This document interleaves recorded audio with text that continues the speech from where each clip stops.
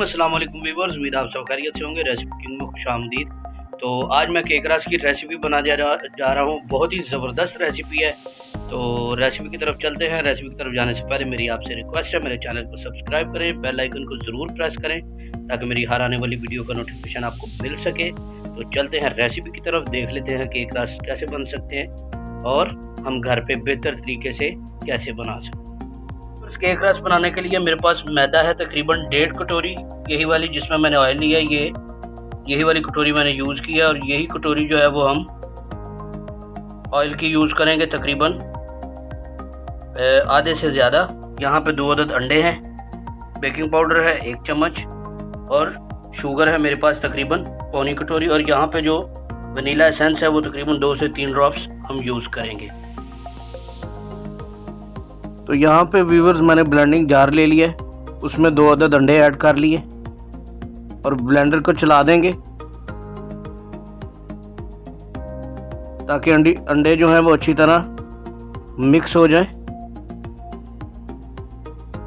और अब इसमें शुगर ऐड कर लेंगे तकरीबन आधा कप जो मैंने लिया था, और साथ ही इसमें 1 कप ऑयल ऐड कर देंगे और इसको अच्छी तरह ब्लेंड कर लेंगे ताकि जो चीनी के दाने हैं वो अच्छी तरह डिज़ोल्व हो जाए और कोई दाना बाकी ना रहे और एक जान हो जाए।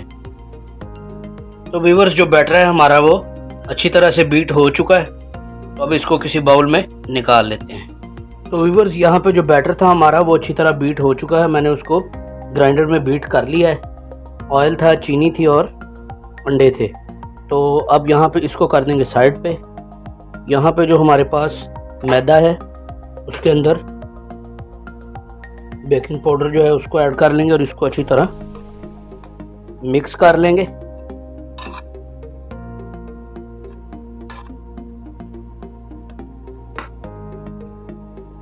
चलो ये हो चुका है मिक्स।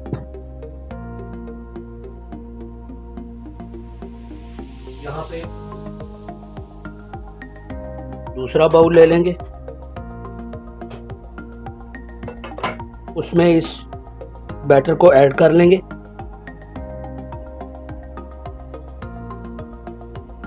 अच्छी तरह से इसको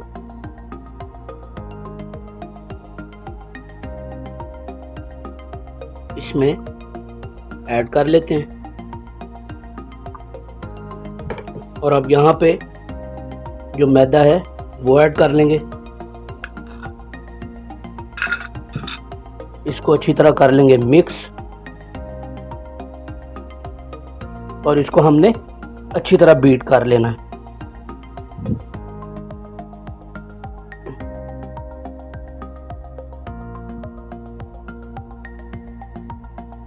पहले इसकी मिक्सिंग अच्छी तरह कर लेते हैं, फिर ये बीट करके मैं आपको दिखाता हूँ।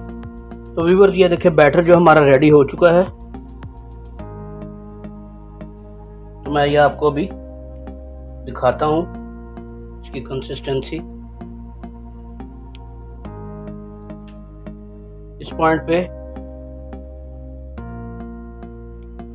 3 से 4 ड्रॉप जो हम वनीला एसेंस के ऐड कर लेंगे खुशबू के लिए, और ये अंडे की स्मेल को भी ख़त्म करता है। तो इसको अच्छी तरह कर लेंगे मिक्स, बिल्कुल इस तरह से। तो ये देखें बैटर की जो कंसिस्टेंसी है वो इतनी होनी, ना ज़्यादा थिक हो और ना ज़्यादा थिन हो। तो ये हो चुका है मिक्स। इसको करते हैं साइड पे। यहाँ पे जो हमने केक वाला पैन ले लिया है, यहाँ पे जो केक पैन दिया है उसको ऑयल से अच्छी तरह ग्रीस कर लेंगे।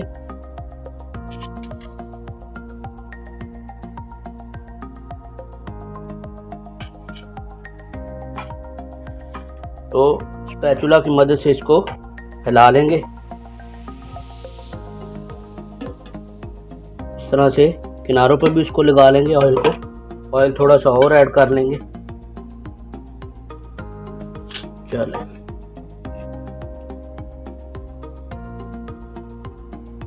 इस तरह से किनारों पे भी लग गया। अब यहाँ पे हम बटर पेपर जो है وہ اس میں لگا لیں گے.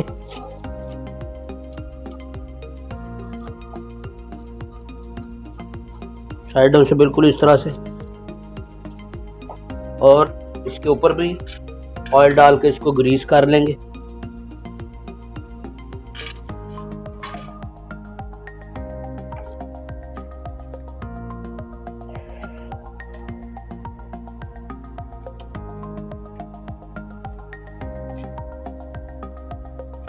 چلو یہ ہو چکا اچھے سے گریس.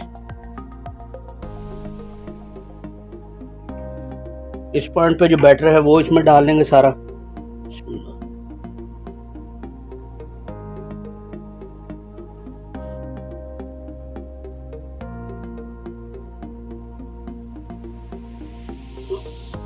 بیٹر اس میں سارا چلا گیا جی.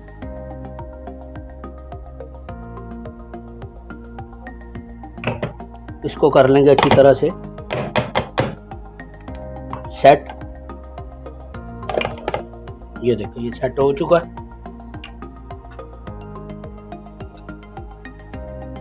ویورز یہاں پہ میں نے ایک پتیلا لے لیا تھا, اس کو میں نے پری ہیٹ کر لیا ہے. تو اس میں نے ایک سٹینڈ رکھ لیا ہے. اس سٹینڈ کے اوپر اس سانچے کو جو ہے وہ رکھ دیں گے. تو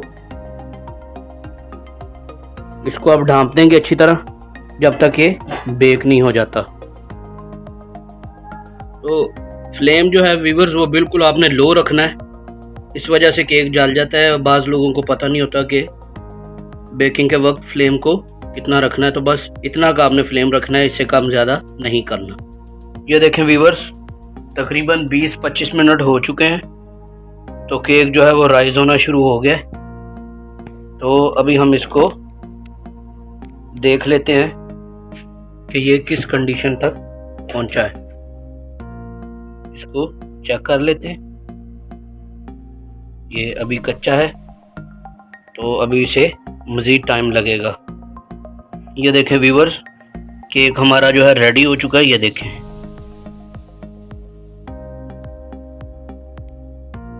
تو اس پوائنٹ پہ فلیم کو کریں گے آف. تو اس کو باہر نکال لیتے ہیں.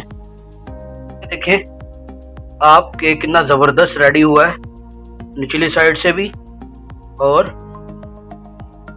اوپر سے بھی. تو اب اس کی کٹنگ کر لیتے ہیں اور چلتے ہیں اگلے پروسیس کی طرف. تو اس طرح سے کٹنگ کر لیں گے.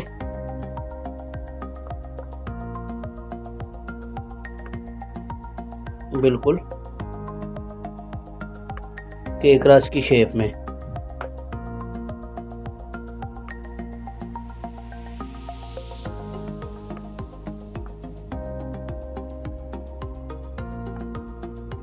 یہ دیکھیں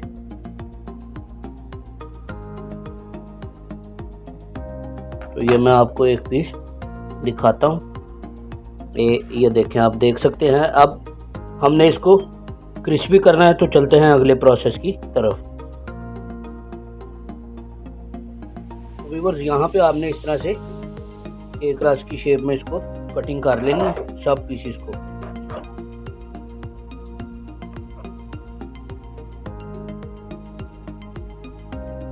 آپ دیکھ سکتے ہیں یہ کتنا سافٹ بنا ہے. تو یہاں پہ میں نے جو ہے وہ ایک پین لے لیا, اس کو میں نے ایک رس کی شیپ میں کاٹ لیا اور اس میں سیٹ کر دیا ہے. جو کیک ہے اس کی کٹنگ کر کے رس کی اس کو شیپ دے دی ہے. تو اس کو میں نے بیکنگ ٹرے میں سیٹ کر لیا ہے. اور اب یہاں پہ ہم نے کرنا کیا ہے,